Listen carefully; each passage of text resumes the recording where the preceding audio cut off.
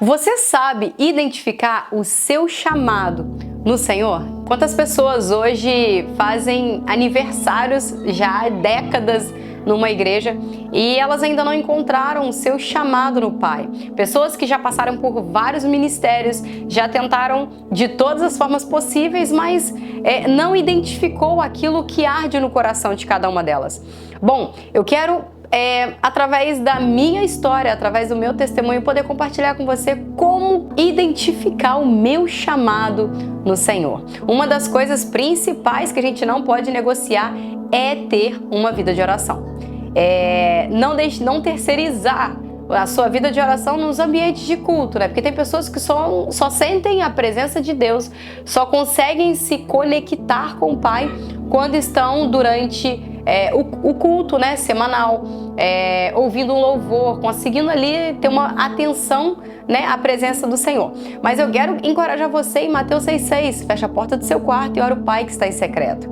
Não existe oração mais preciosa do que aquela que é entre você e o Senhor. Porque tudo aquilo que é ligado na terra é ligado no céu. Então você precisa ter um tempo durante as suas preciosas 24 horas do dia, um tempo para falar com Deus. Se você tem dificuldade de orar fora da igreja, um conselho que eu posso te dar é você começar a contar para o Senhor como é que foi seu dia.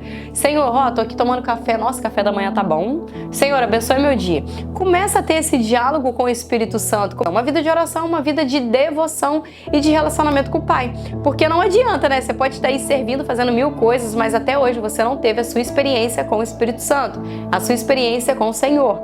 Então, as experiências que vai sustentar você durante a sua vida são aquelas experiências do secreto entre você e o Senhor, o seu culto a Deus na tua casa, no teu trabalho, num ambiente que você acha mais favorável e propício a um silêncio. Um outro conselho é você começar a compartilhar com pessoas, né? As pessoas próximas de você, as bênçãos de Deus na sua vida. Hoje em dia as pessoas não compartilham o que Deus faz.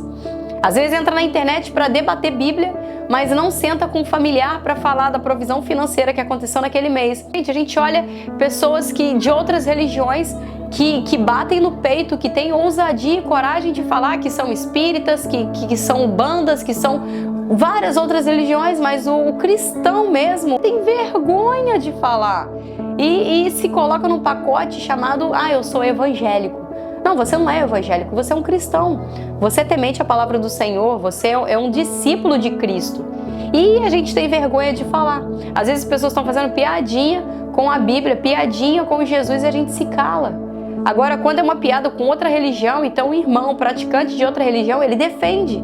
Mas a gente não defende. O chamado começa aí. O chamado começa a ser ativado em nós quando um senso de justiça, um senso de inconformidade nasce dentro de você. Que é isso? Você está falando mal do meu Senhor?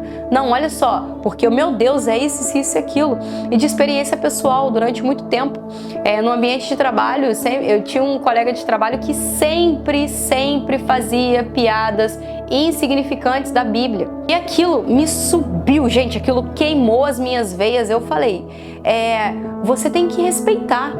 Não adianta você ter vários diplomas debaixo do braço, e te faltar educação. Porque a partir do momento que eu estou ferindo a crença de outro irmão, eu estou invadindo a intimidade da vida da pessoa, eu estou sendo invasivo. E você não pode aceitar isso, você não pode tolerar. Como um cristão, se alguém vir ridicularizar a sua fé, bate na mesa. Ei, jovem, você que responde pai e mãe, que isso já é muito feio. Por que você não defende Jesus Cristo na presença dos seus colegas, das pessoas que querem ridicularizar a sua fé? Dos homens que levantam a voz em qualquer tipo de discussão, mas quando fala do evangelho se calam. Levanta a voz. O problema da igreja é quando o mundo ganha voz e a igreja se cala. Temos que defender a noiva, independente de quem esteja na minha frente. A palavra de Deus fala que temos que ser cristãos maduros, né? Se alguém der um tapa na nossa cara, dá o outro. Amém? Glória a Deus. A gente não quer, mas tem que fazer. Só que uma coisa é que a palavra de Deus nos ensina, nos exorta, nos direciona. Se você for ver mesmo as características, as falas, tanto de Jesus, quanto do apóstolo Paulo, quanto de João Batista, você vai ver que é um trio ternura, um trio de homens que se posicionavam, que não negligenciavam o chamado. Jesus é o mestre. Se você for ver ali, quando foi o encontro em Atos do apóstolo Paulo com Jesus Cristo, meu Deus do céu, olha só o posicionamento do apóstolo Paulo. O apóstolo Paulo, ele não era qualquer pessoa, ele foi uma pessoa que ele perseguia cristãos e depois ele que foi perseguido por causa do evangelho, da ressurreição de Cristo que ele pregava. E o exemplo que a gente tem aí dentro da Bíblia. E por que a gente é um crente frouxo? A gente tem que parar de ser frouxo nessa geração.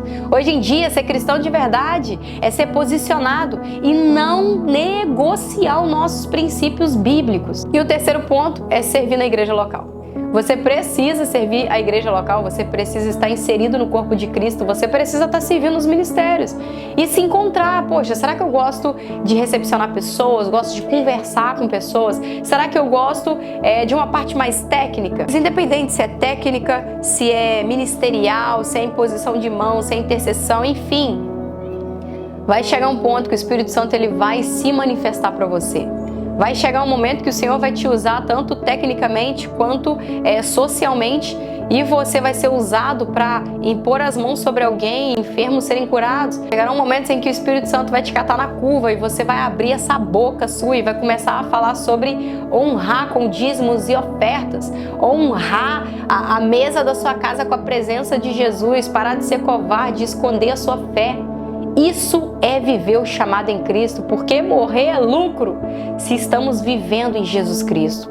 Como identificar o nosso chamado?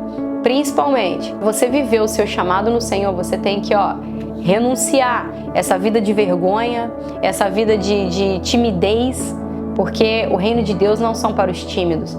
Os valentes do Senhor, filho, esquece. Às vezes, se hoje você se encontra nessa posição, sabe que o Espírito Santo, ele tem poder para poder transformar você, transformar esses seus medos, esses seus traumas e te elevar na presença do Espírito Santo e ser o embaixador de Cristo, aonde o Senhor te colocar. Então, quer identificar o seu chamado, tem uma vida de oração, tem uma vida de devoção, leia a palavra de Deus e sirva na igreja local. Conte seu testemunho para as pessoas. Chega um momento que você vai estar diante de situações que vai queimar seu coração, vendo crianças sendo abandonadas, vendo os órfãos, vendo as viúvas, talvez pessoas na prisão nesse exato momento. O seu chamado ele vai fluir, mas você precisa se mover, porque o chamado não te encontra sentado no sofá dormindo até meio-dia. O chamado te encontra acordando cedo, trabalhando, não tendo tempo para nada. Aí Jesus olha para você e fala: gostei, vem cá, vem. E aí ele vai te chamar. Essa palavra edificou o seu dia? Comenta aqui, deixa seu testemunho nos comentários que vai ser um prazer conhecer a sua história.